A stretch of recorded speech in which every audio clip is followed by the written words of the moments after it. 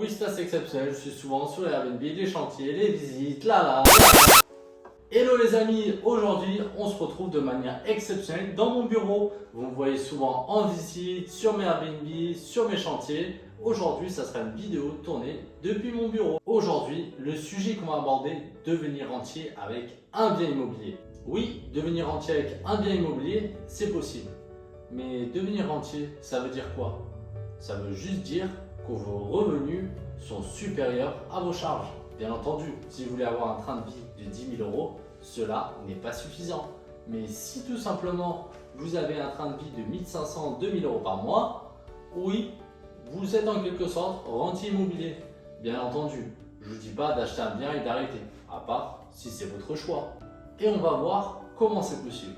Prenons un exemple. Moi, pour mon premier achat, j'ai acheté un studio à 140 000 euros, pour dire vrai, à 165 000 euros avec un parking, qui m'est revenu à 190 000 euros avec les travaux, parking que j'ai revendu 50 000 euros, un studio à 140 000 euros. 140 000 euros de studio, tout simplement, si on fait les calculs, c'est assez vite vu que ça fait 700 euros de crédit par mois. Déjà en longue durée, j'aurais eu environ 1100 euros de rentrée d'argent par mois pour ce loyer en longue durée. Oui, 1100 euros pour un studio de 32 mètres carrés. Mais bon, je suis dans une zone proche Monaco qui le permet. Mais je ne me suis pas contenté de faire la longue durée pour avoir ce petit cash flow, enlever charges, impôts, même si on verra que les impôts, on n'en paiera pas, on aura un cash flow pas loin de 0 euros. En faisant de la location courte durée, par exemple, comme je l'ai fait, je génère entre 2 800 euros et 3 000 euros par mois sur ce bien. Cela me permet d'avoir un cash flow de 2 000 euros brut. On enlève toutes les charges, etc. On se retrouve avec un cash flow net de 1 700 euros par mois. 1 700 euros par mois, pardonnez-moi, mais pour moi, on peut dire en quelque sorte qu'on est rentier immobilier. Sachant que le mot rentier immobilier est assez flou. Certains 50 000 euros par mois, mais si on a un train de vie de 1 700 euros par mois, c'est, on va dire, le train de vie moyen d'un Français, ça veut dire qu'on est rentier immobilier avec un seul bien acheté.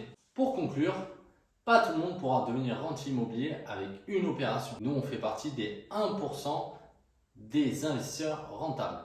Et pour cela, bien sûr, il faudra appliquer tous les conseils. Je vous aiderai dans ce processus, que ce soit dans mes vidéos YouTube, dans mes conseils sur Instagram, dans mes formations, pour vraiment que vous fassiez le meilleur choix, que ce soit à l'achat, lors des travaux et de la mise en location. Mais n'oublions pas une chose, d'accord, vous percevez un cash flow positif, mais les 700 euros de prêt, prenons l'exemple, sur les 700 euros, vous payez environ 50 euros d'intérêt, mais les 550 euros de restant, c'est du capital restant dû que vous remboursez. Et donc, lors de la revente du bien, vous percevrez cet argent. Donc, n'oubliez pas que ces remboursements de prêt, c'est votre enrichissement à long terme. Bien sûr, on peut devenir rentier immobilier avec un bien, mais l'immobilier, c'est quelque chose sur du long terme. Quand vous commencez l'investissement, vous investissez sur 5, 10 ans, voire même plusieurs générations. Donc, il ne faut pas s'arrêter là. C'est bien de devenir rentier immobilier à ce point de vue comme je l'ai défini, mais nous, on ne va pas s'arrêter là. On va essayer d'enchaîner les opérations 1, 2, 3, 4 le plus possible pour vraiment se créer un gros patrimoine immobilier et des revenus qui seront pas juste des revenus en plus de votre salaire, mais vraiment votre revenu principal. La team, n'oubliez pas un petit like, un petit commentaire en bas de la vidéo. Dites-moi vous aussi quel a été votre premier investissement et abonnez-vous à la chaîne YouTube.